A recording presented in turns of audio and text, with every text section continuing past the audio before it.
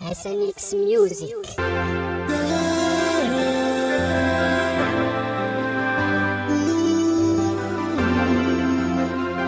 That's good. Kalem yung nafazele anzay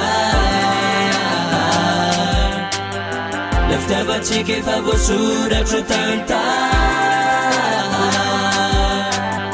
Kazacha duz nafazokti kwamba Ular sumaita zewanzay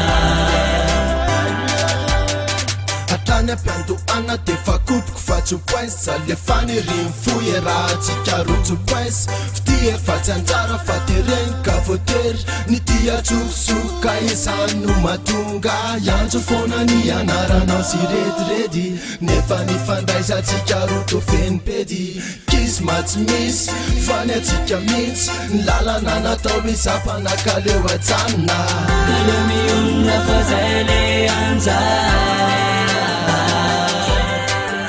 Leftava chike favosura chutanta Kazacha nuz nafazokti kwamba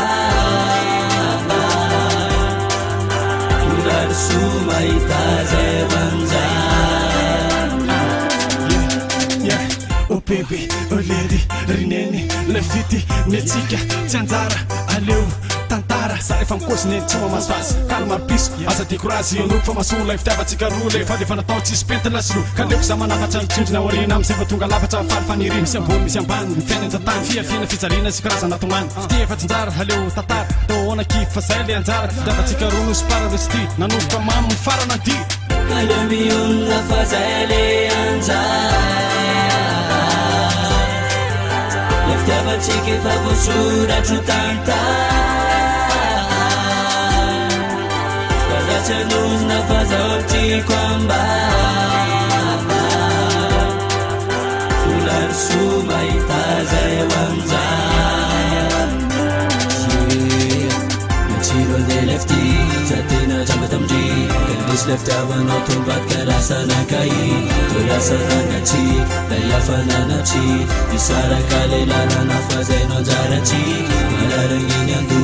Maracha kulay fu Kufwentina ka alyum tat semasu Fazacha makilu Itat afaku Asamba taisi anaze ambabufu